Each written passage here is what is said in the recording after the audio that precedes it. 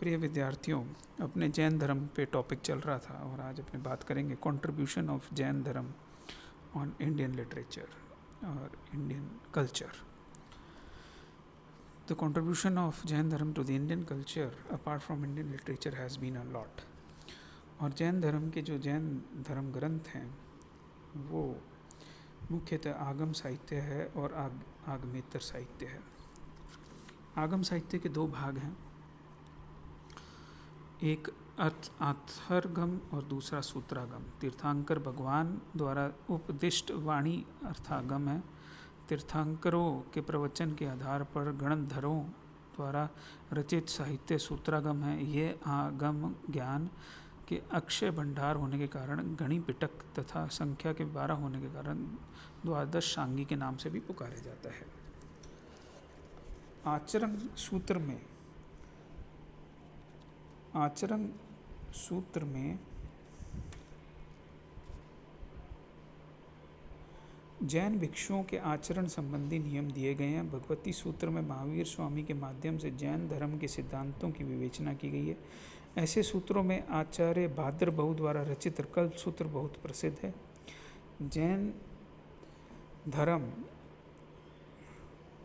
में जो कल्प सूत्र की जो प्रसिद्धि है वो अद्वितीय है। जैन धर्म के मूल साहित्य प्राकृत में है, विशेष रूप से वह मगधी भाषा में लिखा गया है। जैन विद्वानों ने कन्नड़, तमिल और तेलुगु भाषाओं में भी अनेक ग्रंथ लिखे हैं। महावीर स्वामी के बाद जैन विद्वानों ने संस्कृत भाषा में अनेक ग्रंथों की रचना की।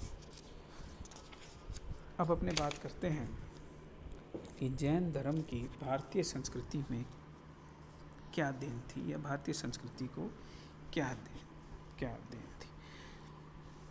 यद्यपि जैन धर्म का प्रसार बहुत अधिक नहीं हो पाया, फिर भी इस धर्म ने भारतीय सभ्यता एवं संस्कृति के विभिन्न पक्षों को बहुत प्रभावित किया और भारतीय दर्शन, साहित्य तथा कला के विकास में महत्वपूर्ण योगदान दिया। संक्षेप में जैन धर्म की भारतीय संस्कृति को देन जो है वो कई प्रकार की हैं, जैसे कि दर्शन के क्षेत्र में या दार्शनिक क्षेत्र में जैन विचारधारा ने ज्ञान सिद्धांत, सत्यवाद और अहिंसा आदि के विचारों को पनपाकर भारतीय दार्शनिक चिंतन को अधिक तटस्थ और गौरवपूर्ण बनाने में योगदान दिया।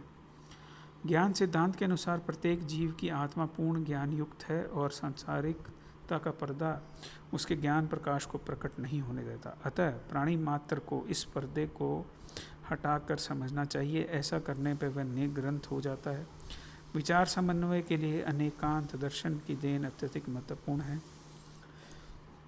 महावीर स्वामी ने इस दर्शन की मूल भावना का विश्लेषण करते हुए सांसारिक प्राणियों को बोध दिया। किसी बात को, सिद्धांत को एक तरफ से मत देखो, एक ही तरह उस पर विचार मत करो। तुम जो कहते हो वह सच होगा, पर दूसरा जो कहता है वह भी सच हो सकता है, इसलिए सुनते ही भड़को मत, वक्ता के दृष्टिकोण से विचार करो। आज संसार में जो तनाव और द्वंद्व है वह दूसरों के दृष्टिकोण को न समझने के कारण है। संस्कृति के रक्षण और प्रसार में जैन धर्म की यह देन अत्यंत महत्वपूर्ण है। सत्य और अहिंसा का पाठ पढ़ाकर जैन धर्म ने भारतीय जीवन के नवीन चेतना को बढ़ा दिया, जिसका सहारा महात्मा बुद्ध को आगे कई महात्माओं तथा महात्मा गांधी ने भी लिया। अहिंसा आज भारत देश की आंतरिक एवं ब्राह्मण्य नीतियों का प्रमुख अंक बनी हुई है। यह मूलतः जैन दर्शन की ही देन है। जब अपने साहित्य की बात करते हैं तो भाषा और साहित्य के क्षेत्र में भी जैन धर्म ने सांस्कृतिक समन्वय को प्रोत्साहन दिया। जैनाचार्यों ने संस्कृत को ही नहीं अपितु अन्य सभी प्रचलित लोक भाषाओं को अपनाकर उन्हें समुचित सम्मान दिया। जहाँ जहाँ भी वे गए वहाँ की भाषाओं को चाहे वे आर्य परिवार की हों चाहे द्रविड़ परिवार की, अपने उपदेश और साहित्य का माध्यम बनाया।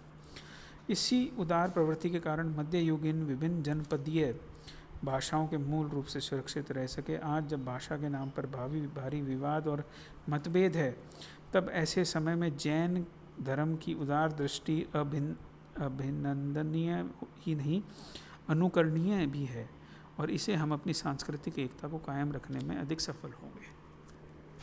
संस्कृत और प्राकृत भाषा साहित्य को जैन को जैन लेखकों ने बहुत समृद्ध किया और समस्त भारतीय पौराणिक सामग्री को अपनी मान्यताओं के साथ समन्वित किया। इससे भारत के आध्यात्मिक चिंतन को सर्वसाधारण तक पहुंचाने में बड़ी सहायता मिली। विमल सूरी ने प्राकृतिक भाषा में षड्चर्य लिखकर राम कथा को जैन रूप दिया। इस प्रकार पद्मावती कथा की जैसे रचना की गई। नाटक और गीत काव्य क्षेत्र में जैन लेखकों की बड़ी देन है, जिन्होंने लिखे हमीर, मदमर्दन, मोहराज, पराजय, प्रबुद्ध, रोहिण्य आदि बहुत अच्छे नाटक हैं। नीति, दर्शन और व्याकरण, ज्योतिष और चिकित्सा पर भी ग्रंथों की रचना की गई। जैन ग्रंथों की एक उपयुक्तता इस बात में भी निहित है कि वे प्राचीन भारतीय इतिहास की जानकारी के महत्वपूर्ण साधन भी हैं। कला के क्षेत्र में जैन धर्म का सर्वाधिक महत्वपूर्ण देन कलात्मक स्मारक, मूर्तियाँ, मंदिर, मठ और गुफाओं के रूप में आज भी सुरक्षित है। उड़ीसा के पुरी जिले में उदयगिरी के और खंडगिरी की 35 जैन गुफाएं मिली हैं। एलोरा में भी कई जैन गुफाएं हैं। इन गुफाओं में जैन धर्म से संबंधित मूर्तियाँ और कला भी देखने ही बनती है। मध्य भारत में खजुराहो में कई मंदिर 10वीं शताब्दी और 11वीं शताब्दी के बने हुए हैं। राजस्थान में आबू पर्वत पर प्रसिद्ध तिलवाड़ा के जैन मंदिर जो संगमरमर के बने हुए हैं। इन मंदिरों में मूर्ति कला के अलावा बेल, बूटी, तोरण, द्वार, नक्काशी आदि पर काम मन मुग्ध करने वाला है। बिहार में पारसनाथ और मैसूर में श्रवण बेलगोला के पर जैन मंदिरों के बड़े समूह बने हुए हैं। शत्रुंजय पहाड़ी पर 500 जैन मंदिर हैं। यहाँ जैन तीर्थंकरों की चतुर्मुखी मूर्तियाँ भी रखी हुई है। श्रवण बेलगोला से प्राप्त गोमतेश्वर की प्रतिमा दर्शकों को आश्चर्यचकित कर देती है। यह प्रतिमा 60 फीट ऊंची है और पर्वत शिखर पर स्थित है। जैन धर्म की यह कलाकृतियाँ समकालीन भारतीय कला पर पर्याप्त प्रकाश डालती हैं। जैन धर्म ने तत्कालीन सांस्कृतिक विषमता के विरुद्ध अपनी आवाज़ बुलंद की थी। उसने ब्राह्मण धर्म की वर्ण व्यवस्था का विरोध किया और उसमें व्याप्त कुरीतियों को दूर करने का प्रयास किया। जैन धर्म ने जन्म के आधार पर उच्चता और नीचता का निर्णय करने वाले पंडितों को करारा जवाब दिया। कर्म के आधार पर ही व्यक्तित्व की पहचान पर जोर दिया।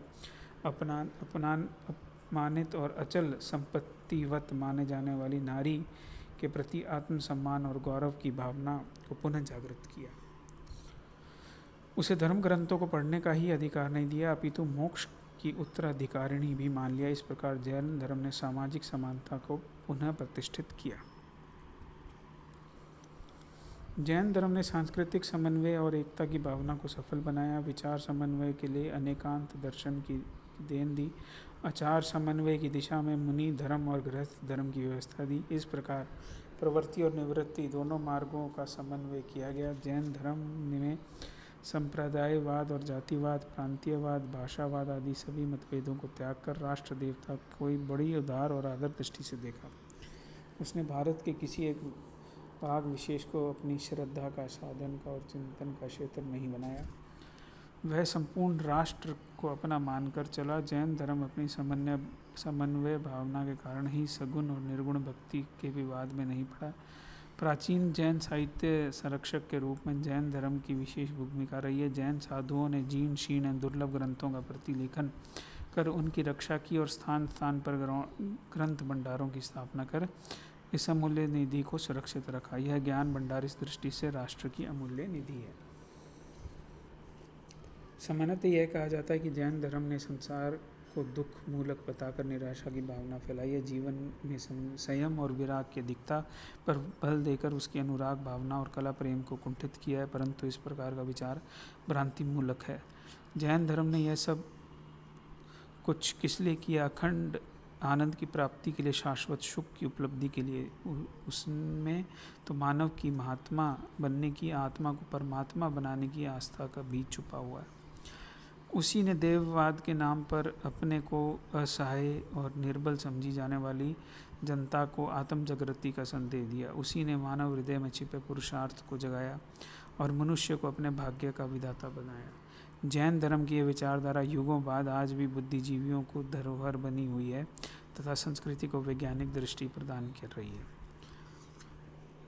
आधुनिक भारत के नवनिर्माण की सामाजिक, धार्मिक, शैक्षणिक, राजनीतिक और आर्थिक प्रवृत्तियों में जैन धर्मावलंबियों की भूमिका भी महत्वपूर्ण रही है।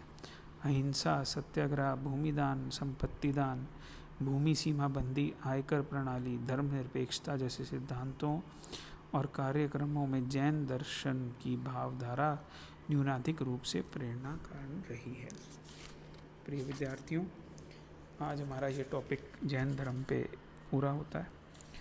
आशा करता हूँ कि परीक्षा के अनुरूप यह आपके काम आएगा और आप इस टॉपिक को अच्छे से तैयार कर पाएंगे। धन्यवाद।